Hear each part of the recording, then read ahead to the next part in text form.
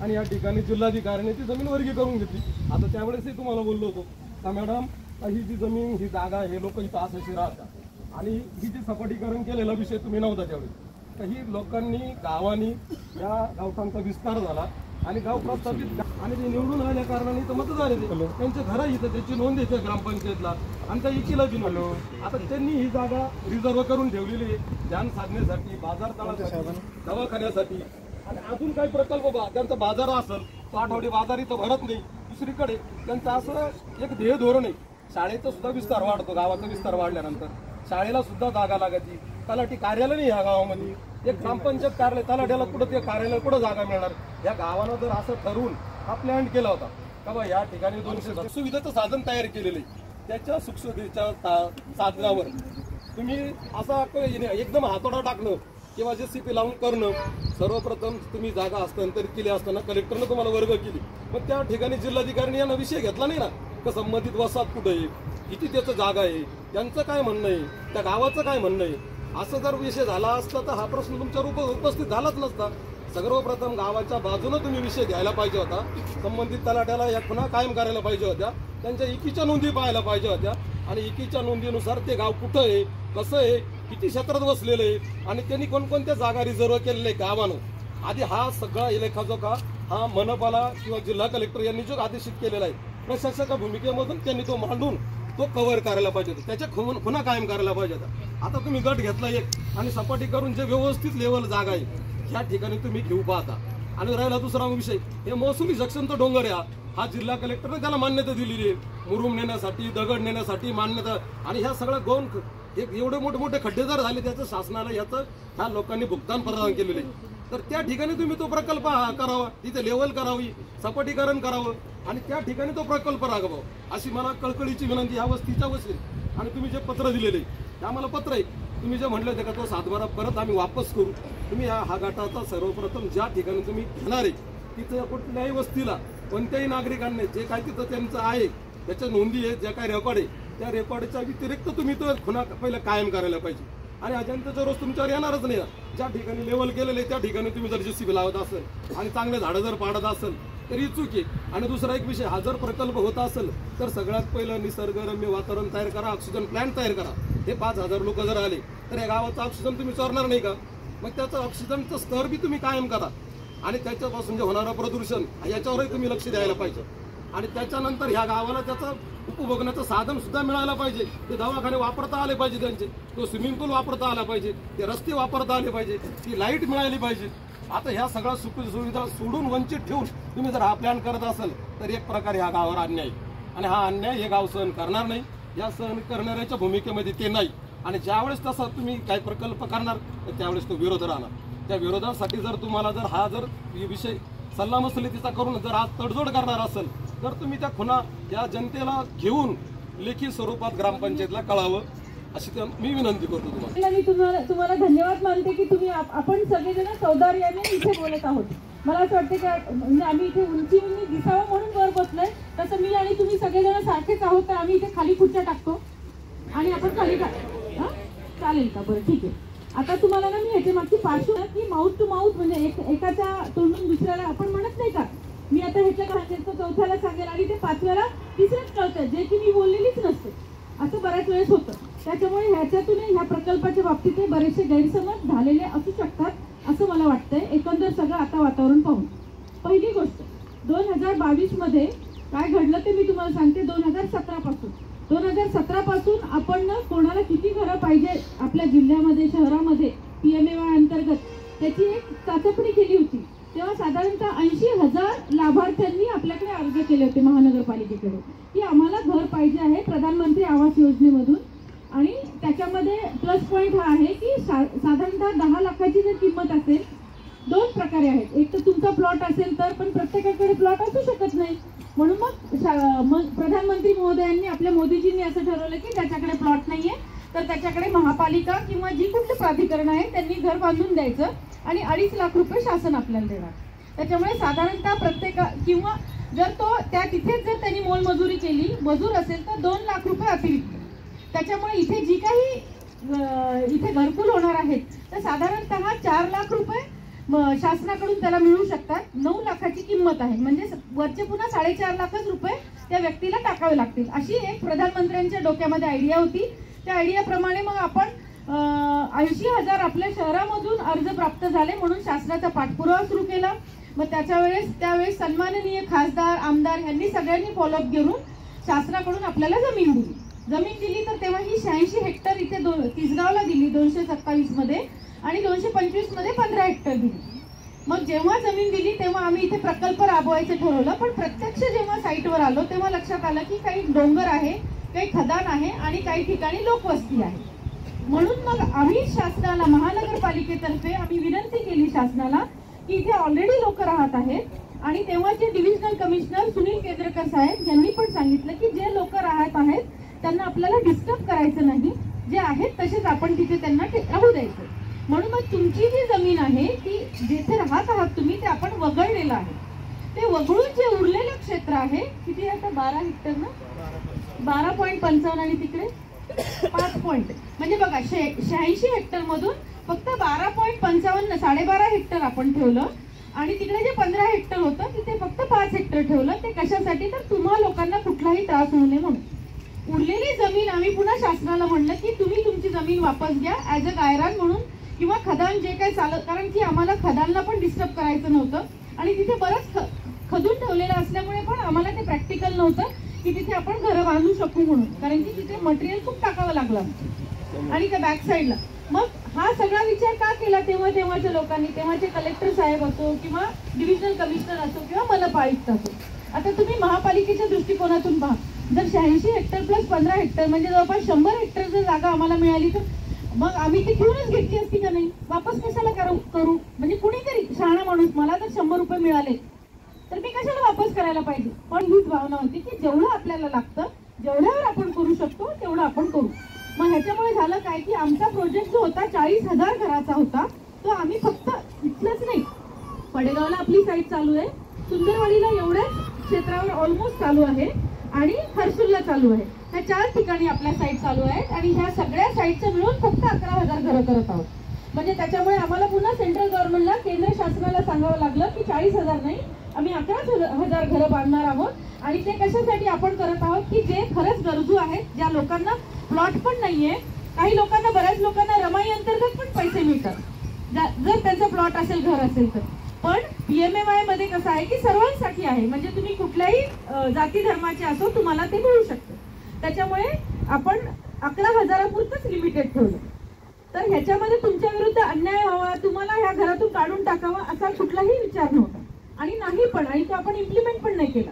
आता दुसरी गोष्ट, ह्याच्यामध्ये 2 गोष्टी कमिशनर साहेबांनी अजून ऍड केल्या.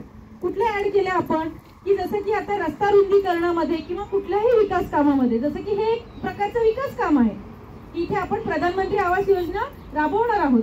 तर ह्या विकास कामामध्ये बाकीचे जे काही आपले रिझर्वेशन आहेत ह्याच्यामध्ये मुख्यतः महिलांना प्राधान्य द्यावं म्हणून शासनाने सांगितलं. आणि कुठल्या महिला, एकल महिला म्हणजे लग्न झालेलं नसेल किंवा ती विधवा असेल आणि तिला कोणाचाही सहारा नाहीये, पुन्हा एखादी परित्यक्त असेल, तिला नवऱ्याने सोडून दिली, टाकून दिली, अशा महिलांना प्राधान्य द्यावं म्हणून शासनाने सांगितलं. त्याप्रमाणे आपण रिझर्वेशन केलं. मग ह्याच्या व्यतिरिक्त पुन्हा SC ला आहे, ST ला आहे, जो कुणी हातगाडी चालवतो अशा लोकांना आपण रिझर्वेशन ठेवलेलं आहे. पुन्हा कुशल कारागीर, म्हणजे ज्यांच्याकडे आतापर्यंत कुणीच लक्ष दिलेलं नाहीये त्यांच्याकडे लक्ष द्या म्हणून केंद्र शासनाने सांगितलं.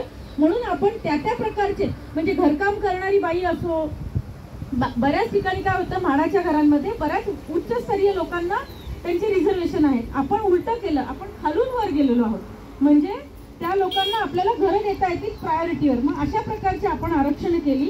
प्लस आपण 5% आरक्षण हे केलं की अशा कुठल्याही विकास कामामध्ये जी बाधित होत आहेत, समजा इथे एखाद्याचं घर राहिलं असतं, आता आपण शहरामध्ये तोच निर्णय घेतलेला आहे आणि PMAYचं जे रिझर्वेशन केलंय त्याच्यामध्ये पण घेतलंय की जर कुणी बाधित होत असेल तर त्या व्यक्तीला ऑन प्रायोरिटी, म्हणजे आम्ही एक सर्टिफिकेट देणार की ह्या व्यक्तीचं इथे घर होतं आणि ते सर्टिफिकेट देताना कुठल्या गोष्टी तपासल्या जाणार की बाबा इथे तुमच्या नावाने लाईट बिल आहे, इथे तुमचं आधार कार्ड इथल्याच पत्त्याचं आहे, तुमचं रेशन कार्ड आहे किंवा तुमचं अजून निवडणूक कार्ड आहे. ह्या 3-4 गोष्टी पाहणार आम्ही आणि त्या आधारे आम्ही तुम्हाला, इथे तुम्ही बाधित होता पण तुमचं म्हणजे तुम्हाला आम्हाला इथून काढून टाकावं लागलं आहे असं गृहीत धरून तुम्हाला एक सर्टिफिकेट डायरेक्ट तुम्हाला PMAY म्हणजे कुठल्याही रिझर्वेशन म्हणजे कुठल्याही जातीपातीचं कुठलंही बंधन न पाळता डायरेक्ट तुम्हाला 5% त्याच्यामध्ये मिळेल. आता इथे किती घर आहेत आपले?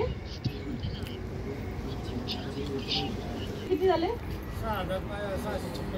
हा, आणि प्लस 5% पुन्हा जेव्हा तुमची मागे 7 तारखेला मीटिंग तेव्हा एक निर्णय आपण घेतला आणि तो निर्णय घेऊन इम्प्लिमेंट पण केला. म्हणजे चर्चा झाली की लगेच कमिशनर साहेबांनी आदेश केले सगळ्या वरिष्ठ अधिकाऱ्यांनी. म्हणजे तिथे डिव्हिजनल कमिशनर साहेब आले होते, पापळकर साहेब, कलेक्टर साहेब आले होते, स्वामी सर, CP साहेब आले होते, प्रवीण पवार साहेब आणि SP साहेब आले होते.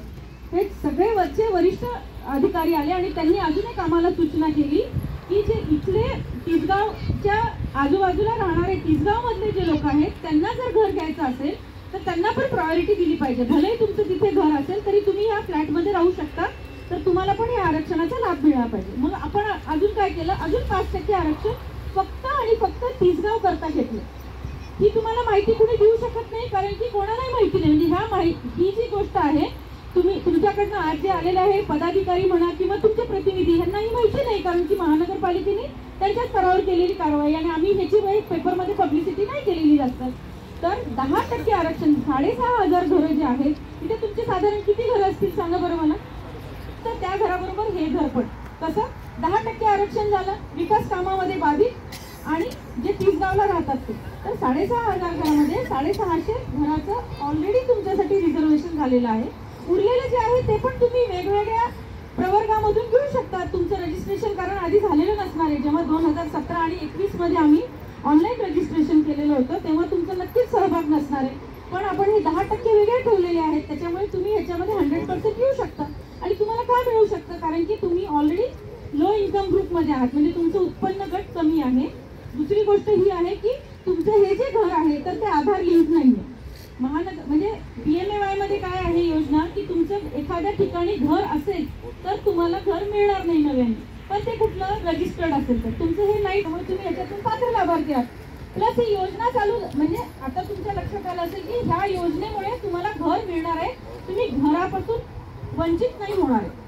आता जो दुसरा मुद्दा महत्वाचा काढलेला होता की इथे बऱ्याच जणांना काय अलॉट केलेलं आहे, पण मी तुमच्यासाठी सांगते, तुम्ही त्या दिवशी उपस्थित नव्हता. हा मुद्दा ह्यांनी पण काढला होता, सरपंच साहेबांनी पण काढला होता. तेव्हा कलेक्टर साहेबांनी स्पष्ट सांगितलं होतं की तुम्हाला कुठलीही जमीन अलॉट केलेली नाही. बरोबर आहे ना साहेब? कागदावर नाही केली. नाही, ही चर्चा झालेली होती. आपल्याला लोकांना मिसगाईड नाही करायचं, आपल्याला जे झालंय ते सांगायचं. हा, दोन गोष्टी झाल्या त्या दिवशी, ऐकून घ्या माझ्या, मी मान्य करते 2 गोष्टी झालेल्या. एक गोष्ट ही झाली की तुमचं प्लॅनिंग काय होतं. तुमचं प्लॅनिंग होतं की इथे शाळा पाहिजे, इथे हे पाहिजे, हे तुमचं प्लॅनिंग होतं. जसं की बौद्ध विहार पाहिजे, ते प्लॅनिंग होतं. पण ते प्लॅनिंग कधीपासून मागेच होतं, ते काही प्रत्यक्ष कागदावर नाही आलं. म्हणजे शासनाने तुम्हाला ती जागा दिली नाही, त्याच्यामुळे मीनवाईल आम्हाला जागा दिली. दुसरी गोष्ट, त्या दिवशी पण सगळ्यांनी सांगितलं, सिटी सर्वेचे उंडे साहेब पण होते आणि तेव्हा पण ही चर्चा झाली की ज्यांच्या नावावर 7/12 आहे तर ते तुम्ही आम्हाला प्रती द्या आणि आम्ही त्या मोजून तुमचं जे क्षेत्र आहे ते नक्कीच बघू.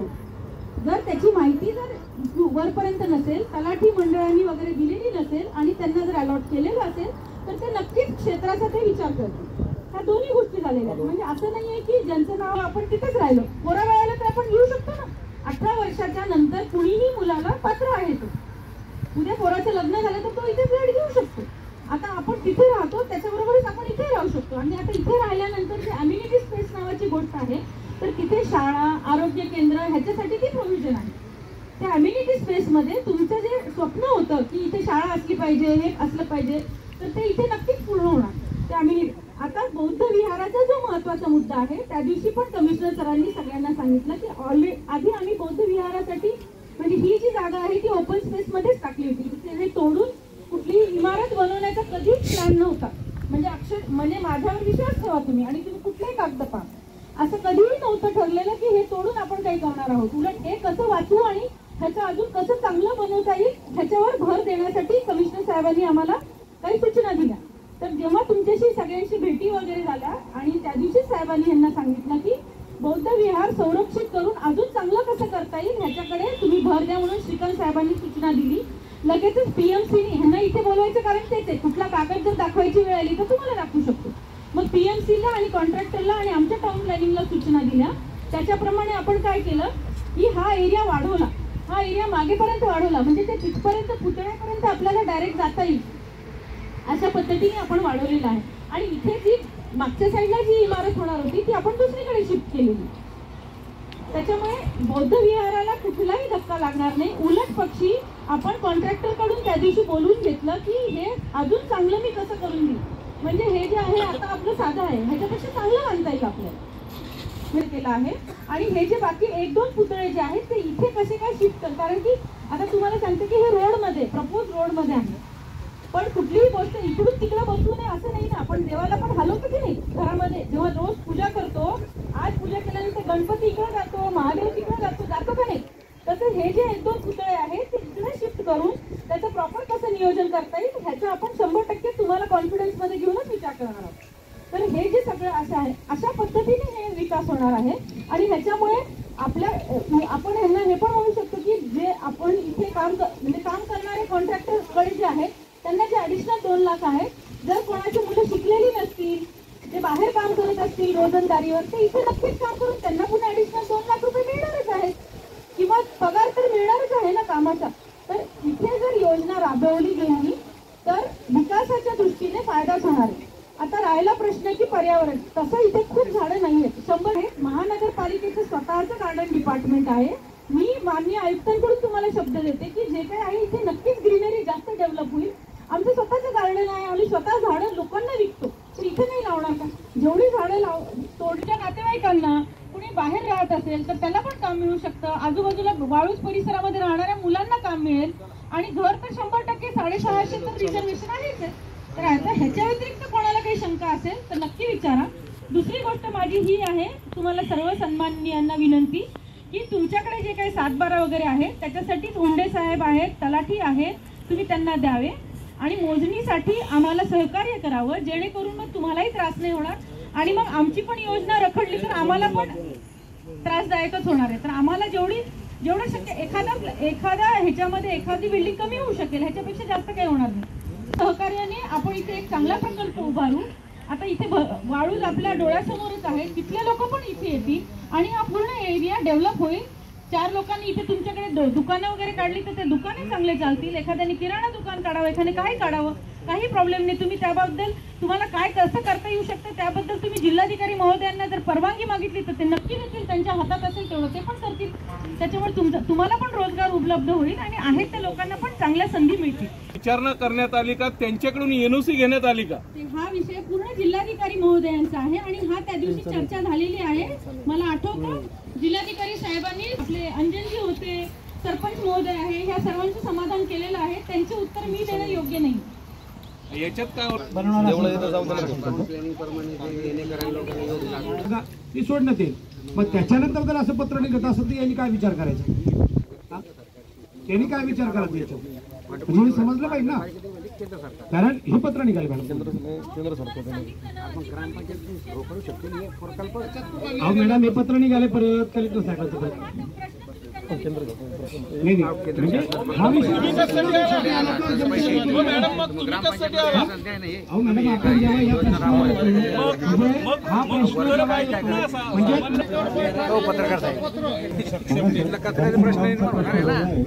आणि हा घरकुलाचा प्रश्न आहे. आज आपल्याकडे शासकीय खोदलेली खदान खोदलेली जी जागा आहे मोकळी आपल्याला डम्पिंग करू शकतो आपण 5 वर्षाचा कचरा. ज्या वेळेला घरकुल बांधलं जाईल ना त्यावेळेला शासनाच्या सगळ्या सुविधा या ठिकाणी येणार आहे. शासनाची कचरा STP येणार आहे, WTP येईल, रोजचा कचरा गोळा करणारी गाडी येईल.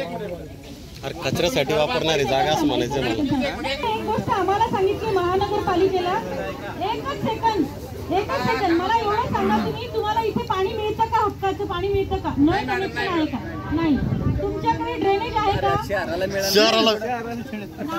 मॅडम संभाजीनगरला 15 दिवसांनी आहे महानगरपालिकेमध्ये